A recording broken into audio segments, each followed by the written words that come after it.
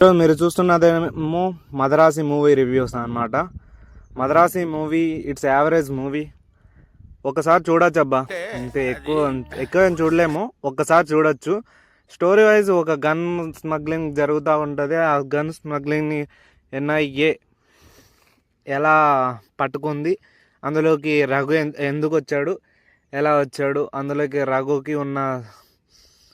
రఘుకి స్మగ్లింగ్కి stop చేయడానికి కారణం ఏమి, స్టాప్ చేసిందా, ఎవరు స్టాప్ చేశారు, ఇంతకీ ఆ తుపాకీ వస్తే ఏమవుతుంది అనేది మూవీలో మీరే చూసి కనుక్కోవాలన్నమాట.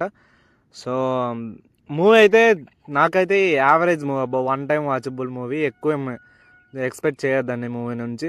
ఒక మురుగదాస్ గారు ఇలాంటి మూవీ కొంచెం ఎక్కువగా లాజికల్ లేని సీన్స్, లాజిక్ లేని పెట్టేశారు అనిపించింది నాకైతే. సో మన శివకార్తికేయన్ గారు ఇందులో యాక్ట్ చేశారు. బట్ నాకు ఎందుకో ఏదో తక్కువైంది, ఒకటి తక్కువైంది పుష్ప అన్నట్టు నాకు ఎందుకో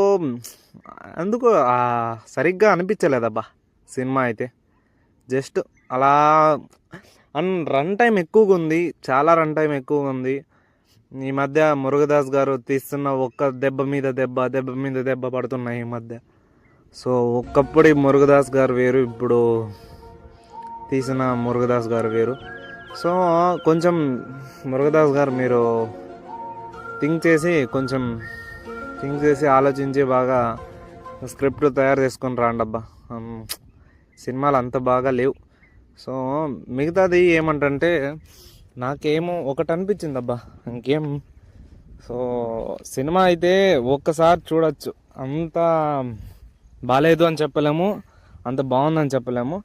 సో చూడొచ్చు, వన్ టైం వాచబుల్.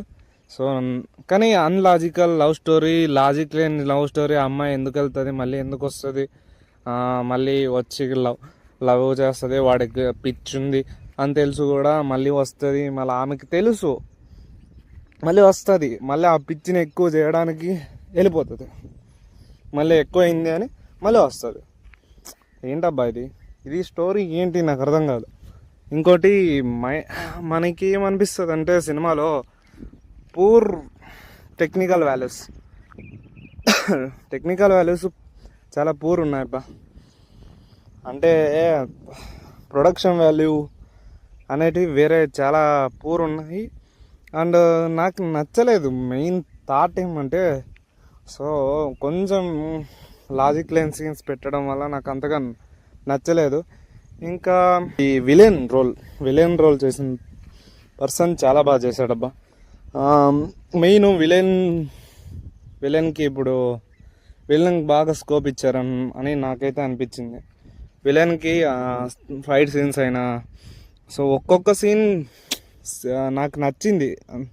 ఆ విలన్ ఫైట్ చేసే సీన్స్ అయినా, విలన్ ఎంట్రీ సీన్ అయినా, సో నాకు చాలా బాగా నచ్చింది అబ్బా. చాలా బాగా డిజైన్ చేసుకున్నారు. నాకు ఆ విలన్ని చూస్తున్నప్పుడు సరిగ్గా ఆ మూవీలో నాకు బోర్ కొట్టదు.